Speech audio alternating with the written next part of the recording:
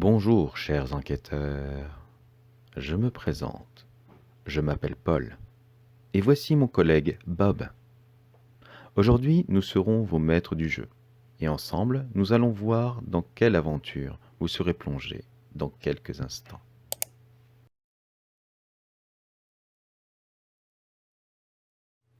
Bien, vous vous demandez sûrement ce qu'est une murder party. Voici une définition de mon propre cru afin de vous éclairer. Une murder party est un jeu consistant à résoudre une énigme policière en incarnant les protagonistes de l'histoire. Il s'agit d'une forme de jeu de rôle, en grandeur nature, un croisement entre théâtre d'improvisation, jeu d'enquête, aventure policière. L'un des intérêts principaux du jeu est de jouer les rôles des personnages d'une histoire criminelle. Mais concrètement, comment ça se déroule ? Première étape, avant l'événement. Vous recevrez une invitation pour participer à une murder party. Si vous acceptez, les créateurs vous enverront un questionnaire afin de mieux vous connaître. Prenez le temps de répondre aux questions. C'est très important pour la suite de l'aventure. Il vous permettra de vous attribuer un rôle fictif facile à jouer pour vous. Attention, ce rôle ne définit en aucun cas votre personnalité.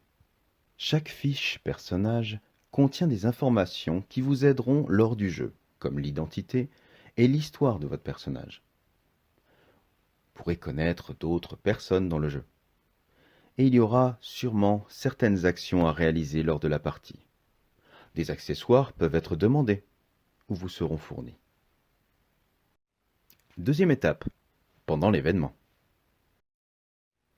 Lors de votre arrivée, des maîtres de jeu seront là pour vous accueillir. Ils vous donneront une enveloppe contenant des jetons de temps.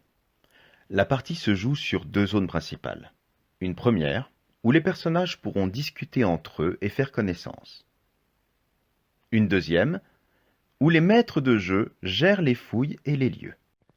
Les jetons de temps vous permettront de vous rendre dans la zone de fouille, afin de trouver des indices qui vous mèneront au fin mot de l'histoire.